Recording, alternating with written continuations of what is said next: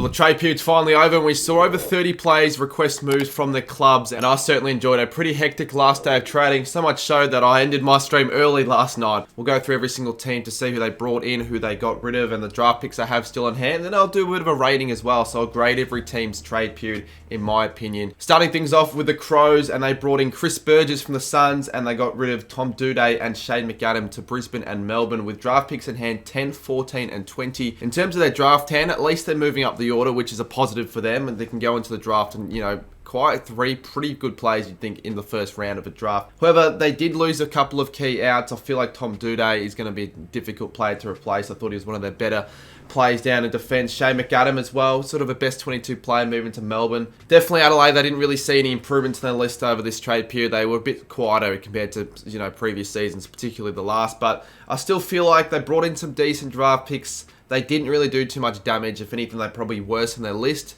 So because of that, I'm going to give the Crows a C. Give them a C plus, actually. I thought they did okay in the way that they acquired some draft picks, but they couldn't really do much. They tried to make the play for Petty. They tried to make the play for Oliver early on. None of that really worked, so they had to just sort of do with what they got. As we take a look at Brisbane's ins and outs, they obviously acquired Tom Doedee from the Crows and Brennan Ryan from Hawthorn, whereas their outs, Tom Fullerton and Jack Gunston, two forward stocks you could argue, both leaving the club with their draft picks in hand 30, 39, 51, 54 and 67. They didn't really have to give up much for Doedee as he was an unrestricted free agent, and I think Crows fans very much miss him dearly. He's going to fit into that Brisbane back six quite nicely, I feel, so it's a good get honestly for Brisbane. Like a side that's already, you know, premiership contention, they're already strengthening their list. I think they've probably gotten even better over this trade period. And then of course they also got Brandon Ryan from the Hawks in that Jack Gunston deal where you can see on screen.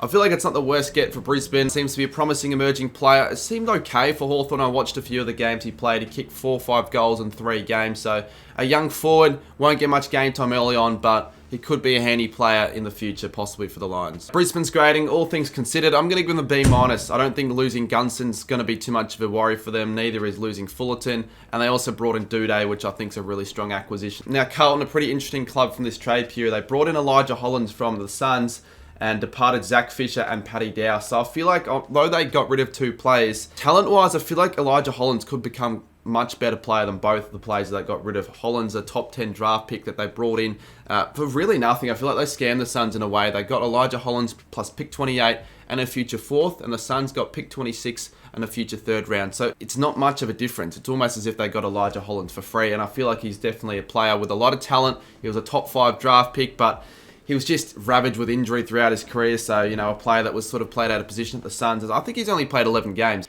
Yeah, he might not fit into the best 22 right away, immediately, but I feel like over time he'll probably get more output than a Paddy Dow or even a Zach Fisher has. They haven't had the busiest trade period, but I think Elijah Hollands is a really good get for Carlton, and because of that, I'm actually going to give him a B grading because I think they did exactly what they needed to do. Paddy Dow was never really going to get much more game time for the Blues. Now, Collingwood got a few big names in and out of the club that we saw this trade period. They obviously brought in the biggest, one of the biggest names in Lachie Schultz from the Dockers in a shock trade.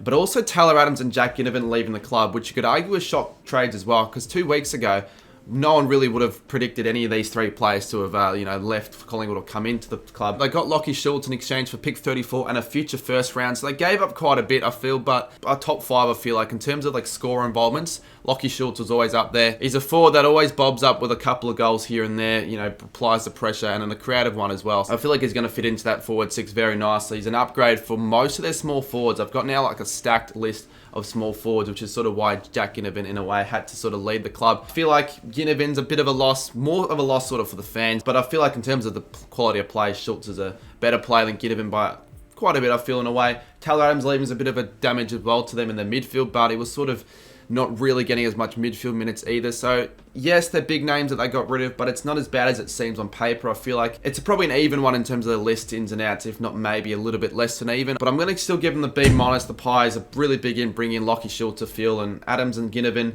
Adams in his twilight of his career regardless, and Ginnivan, well, he needs a bit of a fresh start, and they're stacked in that small forward department anyway. Now let's take a look at Essendon. They were one of the busiest sides this trade period, obviously getting in 4 players: Todd Goldstein, Mackay, Gresham and Dersma.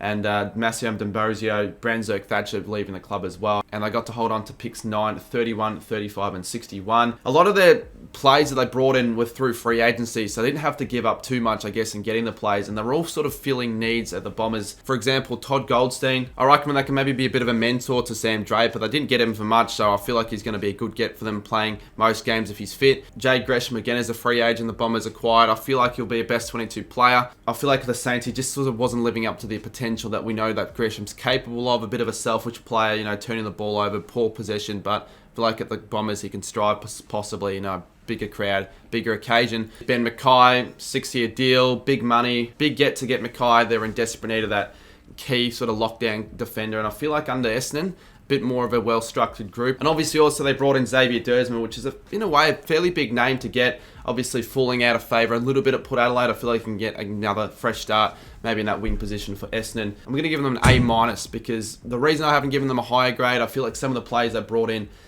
may not be as good as they seem on paper, but I think they still nailed what they wanted to do, the Bombers, and I think they have certainly strengthened the list heading into 2024. Now I'll keep this one short and sweet for Fremantle. Ins, fuck all on the screen as you can see. Out, Liam Henry, Lockie Schultz and Joel Hamling. So they got rid of a few big names, Liam Henry and obviously Schultz particularly. Schultz is the biggest out of them all though. I feel like they can't afford to lose a player like him, because up forward now they're going to be hit with even more issues than they already have at the moment. I feel like Henry had a bit of a breakout season in 2023, finally starting to string together some good footy, and as he finally does that, when Freo fans were waiting for that for all his career, he goes and requests a trade somewhere else. I'm not going to be giving any team an F this trade period, but I'm going to give the lowest grade I can, which is a D- to Freo. They had no real positive involvement at all in this trade period, and it's a bit of a worry now for the future years. Certainly in the case of, you know, retaining talent. Another team that really didn't do heaps at all were the Cats. They didn't bring in any plays, and they departed Asava Radaglia. That Radaglia deal, they ended up getting picks 25, 76 and 94 for it, but they rejected the 25, so I don't know what in the hell they would want the 76 and 94 for. Like, surely not going to use those picks. But they held on to pick 8 as well, which is a pretty handy one. You get a top 10 draft here, the Cats, retaining some good plays. But yeah, overall, the Cats, pretty boring trade period for them. Radaglia was most likely going to leave regardless. They didn't look at any targets, honestly, at all. So I'm going to give them a D. They didn't really do heaps, and I don't think they had the greatest trade period for them. Another side that didn't bring in many plays. In fact, they brought in no plays again, as you can see on the graphic, bringing in fuck all. We got the Suns with 3 outs this time round, and Chris Burgess, Elijah Hollands and Mabai Chol all leaving the club in exchange for a heap of mid-tier draft picks. I know that they want as many picks as they possibly can to retain the academy players. They've got 24, 26, 27, 32, 30. They've got heaps. Gold Coast, let's give them another rating of probably a D. I know their target were to get all those draft picks, but they brought in no players. But I feel like in a couple of trades, I certainly got the rough end of the stick. However, Gold Coast, I think, are still heading in the right direction regardless of this trade period. But I'm going to give them a D. Now, the 4th side in a row that didn't bring in any players, the Giants, they brought in no one, and they departed Matt Flynn to the Eagles. So really, in a way, for the Giants, their list didn't change whatsoever. They still hold on to pick 7, 16, 43, 59, and some late in the 70s. They've got some good plays heading into this year's draft, which is, very good for them, considering that their list, I feel like they don't need to add many more. I feel like it's pretty well balanced at the moment, so they weren't really heading into this trade period with too much direction. So because of that, I'm not actually going to give them a D. They didn't lose any gun plays. I know they had no involvement at all, but I'm going to still give them a C- for the Giants. Now, Hawthorn aside, I'll have to label arguably the most busiest of this whole trade period, particularly on the final day. Literally 6 deals involved Hawthorn on the final day. It was crazy. They brought in Jack Ginnivan from Collingwood, Gunston from Brisbane, Shoal from the Suns, and the last of the day, Massimo D'Ambrosio from Essendon.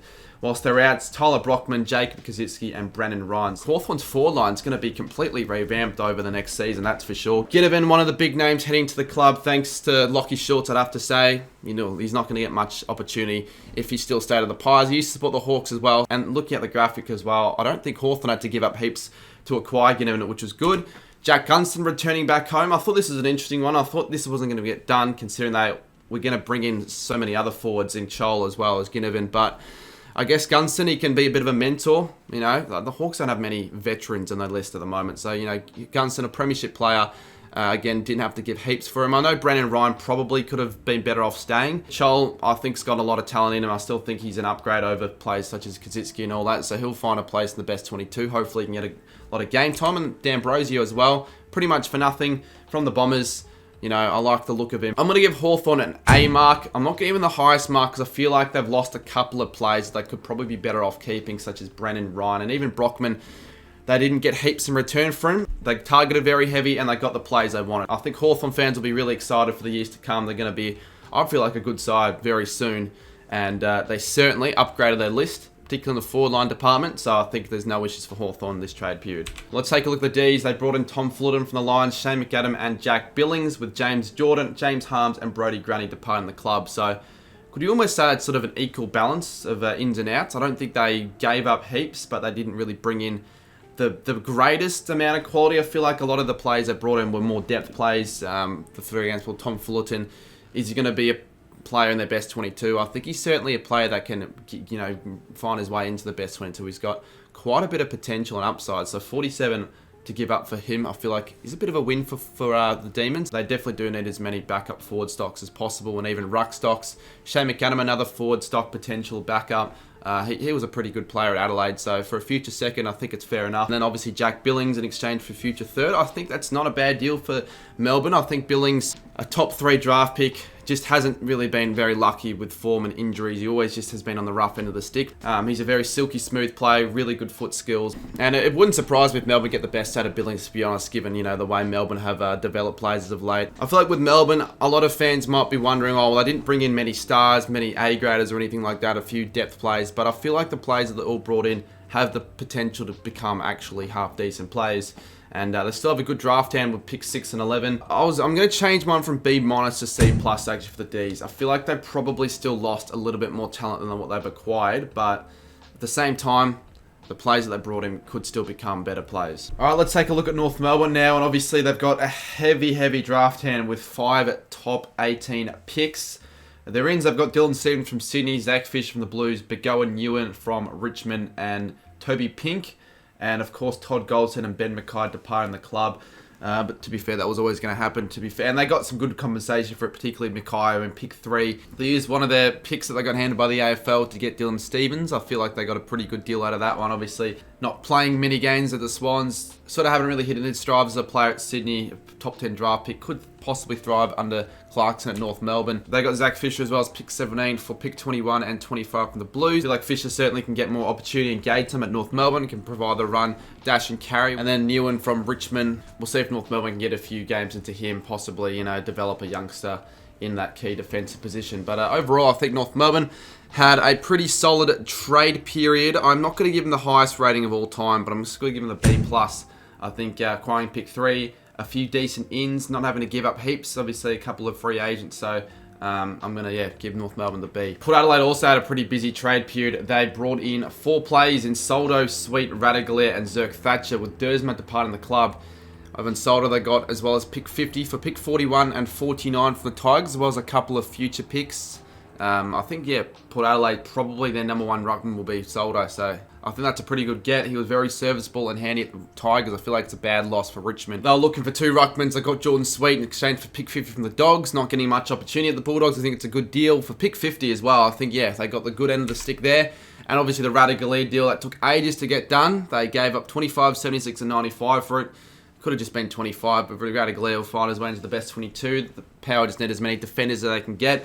And they also got Zerk Thatcher, which was involved in that Dersma deal. So overall, Port Adelaide, they hit their list needs and getting key defenders and ruck stock. So I think for the Power, I mean, they have a shitty draft hand and only the 73 for this season's draft. Obviously, after the deal last year and getting Horn Francis. So poor draft hand, but it didn't really make any difference in this trade period. So I'll still give Port Adelaide an A. They hit their list needs pretty well, and I think most of the players that they're going to bring in will play a good chunk of the season. Now, Richmond had a fairly quiet trade period, to be honest with you. They brought in Jacob Kaczynski from Hawthorn and got Begoa Newen and Ivan Soldo at the club. Soldo's a bit of a big out, I feel. I don't think Richmond wanted to get rid of him, but ultimately a deal struck, and a lot of the Richmond fans feel like this could be a poor decision. Let's just say Nankervis is out with an injury. They really don't have that quality of a backup ruckman. I feel like Soldo did a pretty good job for, majority of his career.